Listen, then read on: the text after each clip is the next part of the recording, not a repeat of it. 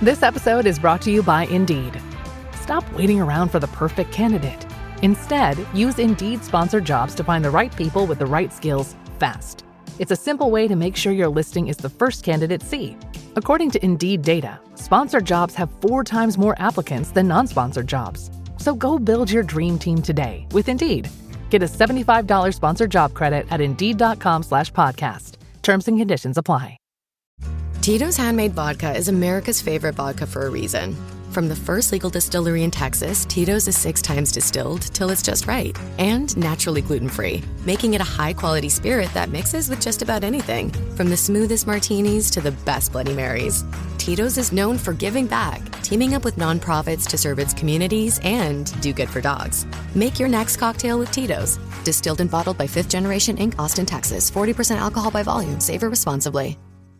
Welcome to PeopleTech, the podcast of WorkforceAI.news. I'm Mark Pfeffer.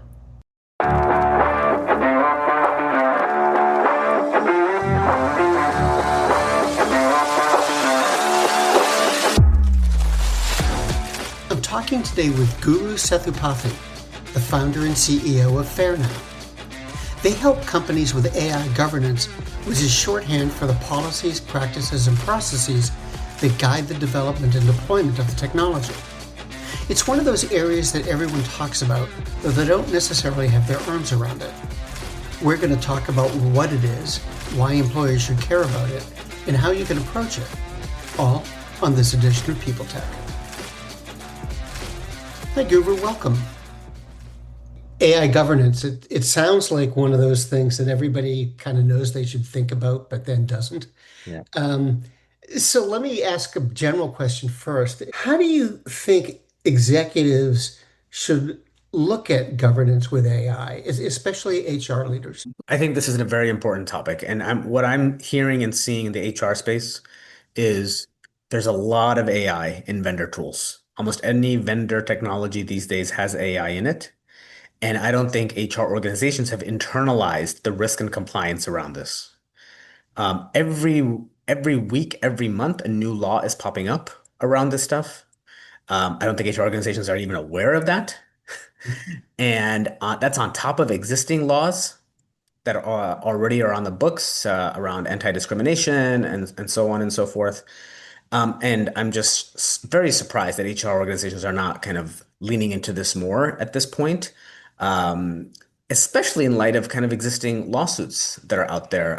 Workday, Aon, right? Like there are a bunch of lawsuits that are working their way through and quite costly to these organizations from a dollar standpoint, reputational standpoint, et cetera. And so this is something HR organizations need to be taking very seriously. What is good AI governance? What do they need to be doing to implement governance? How do they ensure that they're managing their risks, that they're compliant with laws and regulations, that they're compliant with internal policies in their organization, so on and so forth.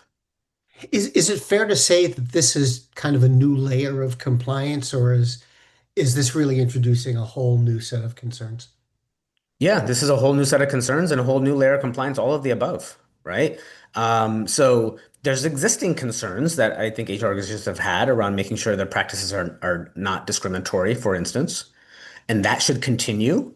But I don't think HR organizations are used to testing and monitoring AI technologies. That's just not a thing they've done before, right? So that's absolutely a new capability that they don't, and usually they don't have that capability internally, and will need help to do that.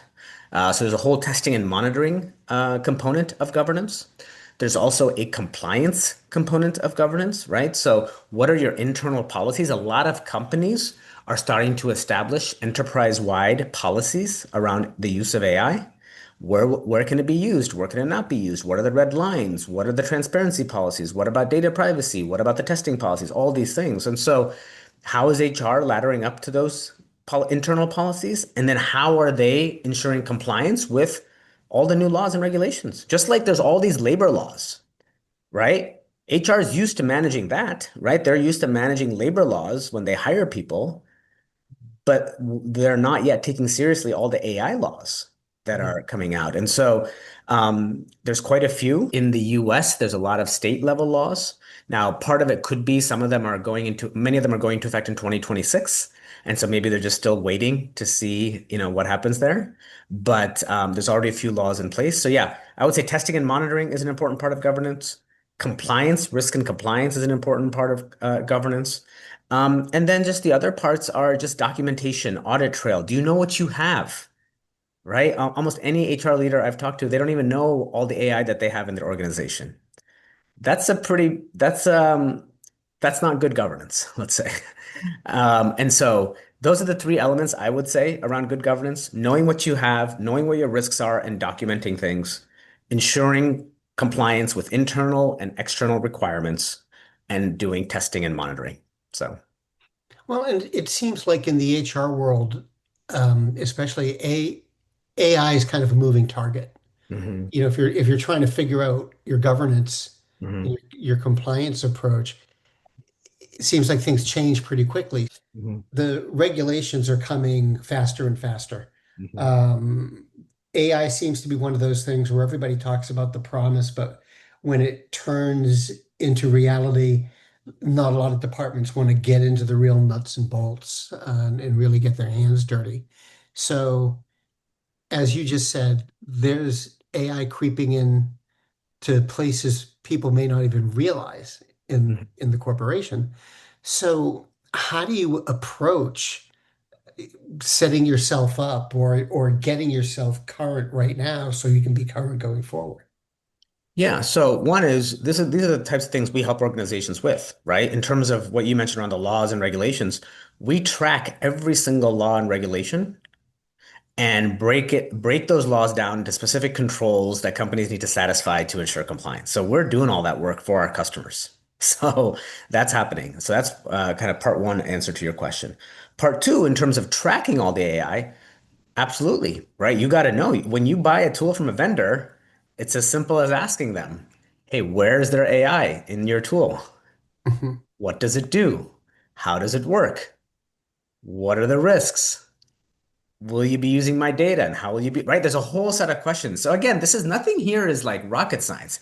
Companies are used to doing all of this when they buy vendor technology. They have the third-party risk management processes and all that kind of stuff. They just need to extend that in the considerations of AI and ask additional questions and new questions. And again, all of this is stuff that we help our customers with, is helping them figure out what questions to ask. What are good documentation and good answers from vendors look like? Inventorying all of that and knowing what you have and understanding the risks. Not all AI is risky. If you're using a chatbot to answer HR policies inside your organization, that's not super risky, right? There's some risk, but it's not high risk. If you're using AI to source and filter and select candidates, that's very high risk.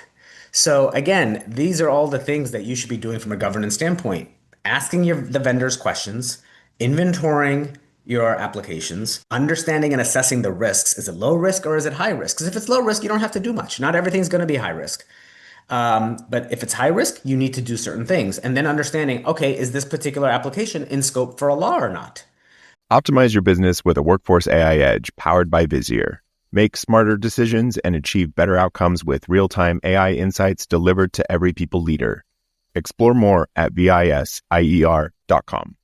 Those are all the things that organizations need to be doing. They're not doing it yet for the most part. Some are starting to.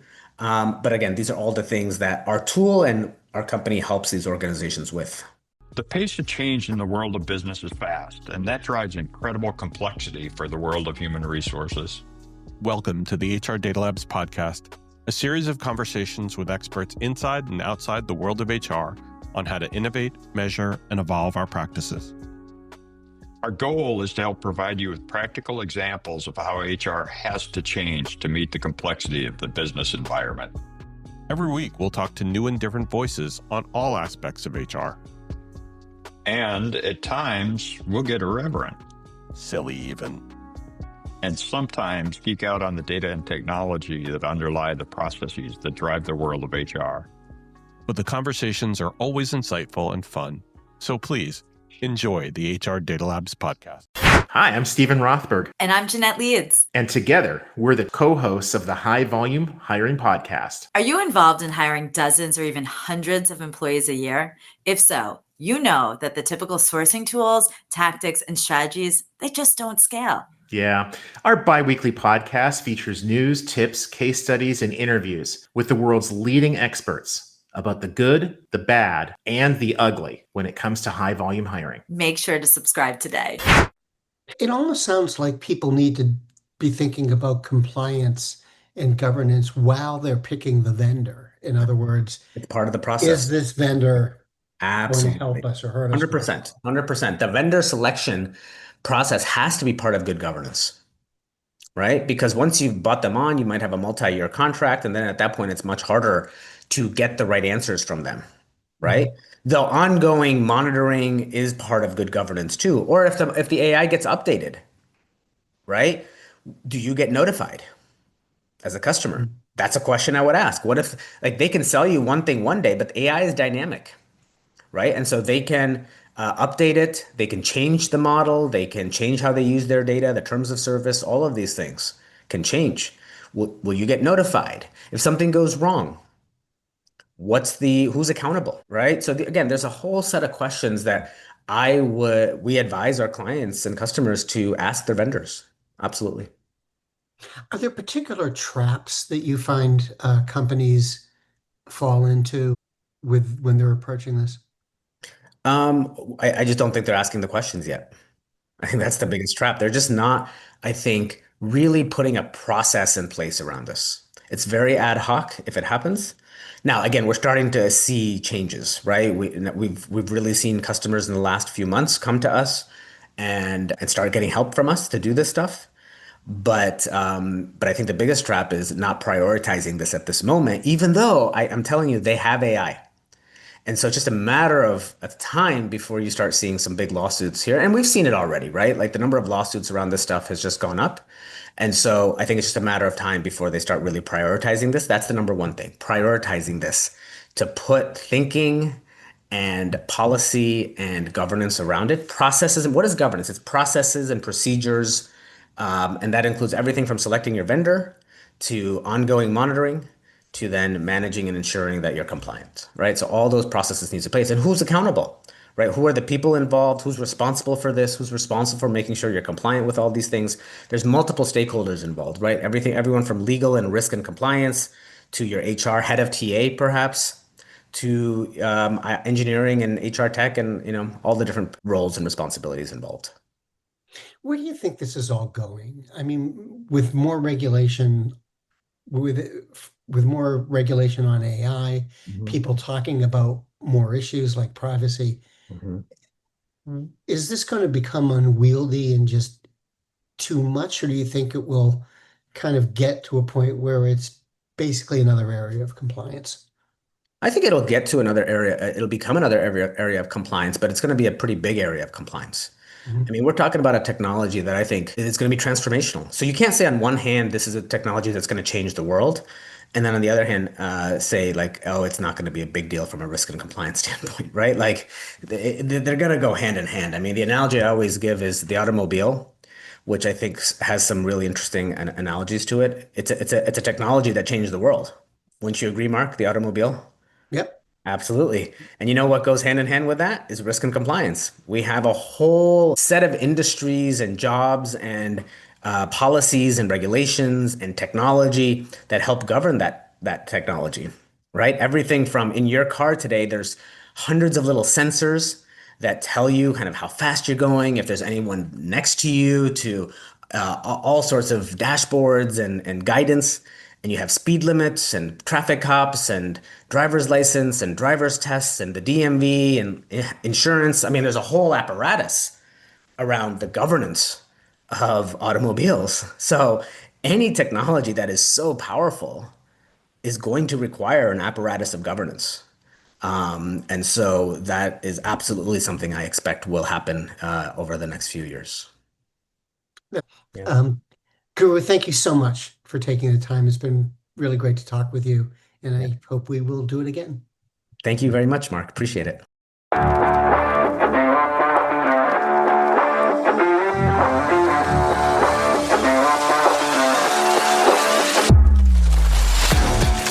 My guest today has been Guru Sethupathy, the founder and CEO of Fairnow.